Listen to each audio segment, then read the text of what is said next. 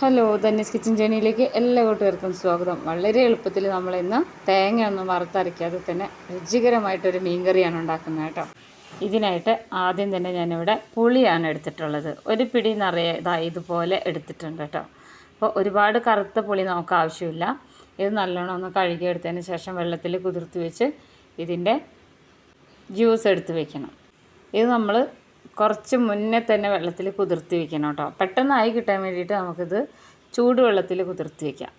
അപ്പോൾ ഇതിവിടെ റെഡി ആയിട്ടുണ്ട്.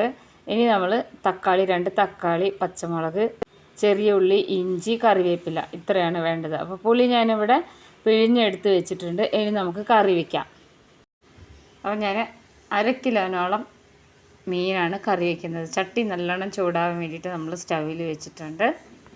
ഇതിലേക്ക് വെളിച്ചെണ്ണയാണ് കേട്ടോ ചേർത്ത് കൊടുക്കുന്നത്. ഞാനൊരു 3 ടേബിൾ സ്പൂണോളം ചേർത്ത് കൊടുത്തിട്ടുണ്ട്. ഇനി ഇതിലേക്ക് ഇഞ്ചി, ഏതാണ്ട് ഒരു 2 സ്പൂണോളം ഇഞ്ചി ചതച്ചതും, ചെറിയ ഉള്ളി ഇതുപോലെ തന്നെ ഒരു 3 സ്പൂണോളം, ഒരു 10 അല്ലി എടുത്തിട്ടുണ്ട്, അത് ചതച്ചതും, പച്ചമുളക് ഇതുപോലെ നീളത്തിൽ കീറി വെച്ചതും, ഒരു പിടിയോളം കറിവേപ്പിലയും കൂടെ ചേർത്ത് കൊടുത്ത് നന്നായിട്ട് ഇതിനെ ഒന്ന് ഇളക്കിയെടുക്കണം. അപ്പോൾ ഈ ഒരു രീതിയിൽ തന്നെ ഉണ്ടാക്കിയെടുക്കുകയാണെന്നുണ്ടെങ്കിൽ നമുക്ക് 1-2 ദിവസമൊക്കെ ഇത് കേടുകൂടാതെ ഈ ചട്ടി തന്നെ വെക്കാം കേട്ടോ. അപ്പോൾ ഇനി ഇതൊന്ന് വഴന്ന് വന്നിട്ടുണ്ട്. ഇനി ഇതിലേക്ക് മുളക് പൊടി ഇട്ട് കൊടുക്കണം. മുളക് പൊടി കാശ്മീരി മുളക് പൊടി ഉണ്ടെങ്കിൽ കുറച്ചുകൂടി നല്ലതായിരിക്കും. ഞാനിവിടെ 2 സ്പൂണോളം മുളക് പൊടിയും അതുപോലെ തന്നെ 2 സ്പൂണോളം മല്ലിപ്പൊടിയും ഇട്ട് കൊടുത്തിട്ടുണ്ട്. ഇനി 1/2 സ്പൂണോളം മഞ്ഞൾപ്പൊടി ചേർത്ത് കൊടുത്തു. 1 സ്പൂണോളം ഉപ്പിട്ട് കൊടുത്തു. ഉപ്പ് ഒന്ന് കയറി നിൽക്കണം, എന്നാലാണ് മീനിട്ട് കൊടുക്കുമ്പോൾ ഉപ്പൊക്കെ പിടിക്കുകയുള്ളൂ കേട്ടോ. അപ്പോൾ നമ്മൾ പൊടികളിട്ട് കൊടുക്കുമ്പോൾ എപ്പോഴും പറയുന്ന പോലെ തന്നെ വളരെ ലോ ഫ്ലെയിമിലിട്ടിട്ട് വേണം പൊടികളിട്ട് കൊടുക്കാൻ, ഇല്ലെങ്കിൽ പെട്ടെന്ന് കരിഞ്ഞു പോകും, ചട്ടിയൊക്കെ ആകുമ്പോൾ പ്രത്യേകിച്ചും. ഇനി ഇതിനെ നന്നായിട്ടൊന്ന് മൂപ്പിച്ചെടുക്കണം കേട്ടോ.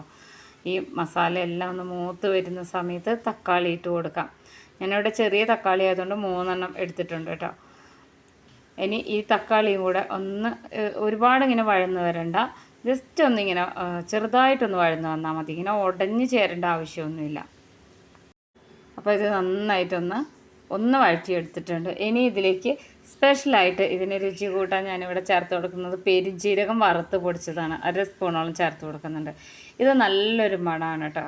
മീൻകറി ഈ ഒരു രീതിയിൽ വെക്കുകയാണെങ്കിൽ പെരുംജീരകം വറുത്തതിന് ശേഷം ഇങ്ങനെ ഒന്ന് ചതച്ചോ അല്ലെങ്കിൽ ഇതുപോലെ ഒന്ന് പൊടിച്ചോ ചേർത്ത് കൊടുക്കുന്നത്.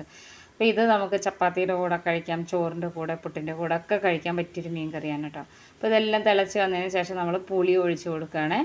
പുളി ഇതുപോലെ ഒഴിച്ച് കൊടുക്കുന്നത് 2 കപ്പോളം പുളി വെള്ളവും അതുപോലെ തന്നെ എക്സ്ട്രാ ഇനി നമുക്കിതിലേക്ക് 1 കപ്പ് വെള്ളം കൂടെ ചേർത്ത് കൊടുക്കുന്നുണ്ട്. ഞാനിത് 1/2 കപ്പിൻ്റെ പാകത്തിനാണ് ഒഴിച്ച് കൊടുക്കുന്നത് കേട്ടോ. അപ്പോൾ കറി ആവശ്യമാണെന്നുണ്ടെങ്കിൽ കുറച്ചുകൂടെ ഒന്ന് കൂട്ടി വെച്ച് കൊടുക്കാം വെള്ളം.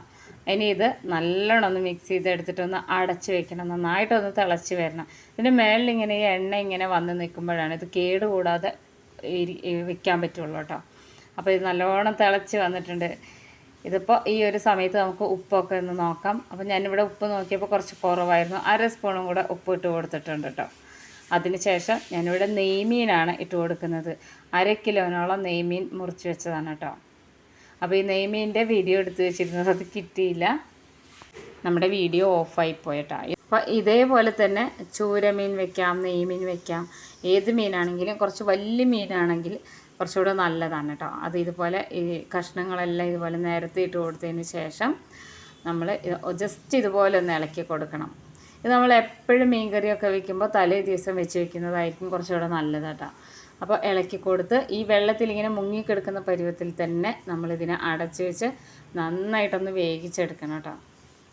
മീഡിയം ഫ്ലെയിമിലിട്ട് കൊടുത്ത് നല്ലോണം തിളപ്പിച്ചെടുക്കണം.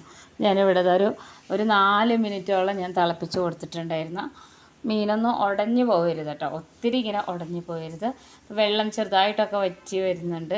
മാത്രമല്ല നമ്മൾ ചേർത്ത വെള്ളം കൂടാതെ ഈ മീനിൽ നിന്ന് ഇറങ്ങി വരുന്ന വെള്ളം കൂടെ ഉണ്ടാവും കേട്ടോ.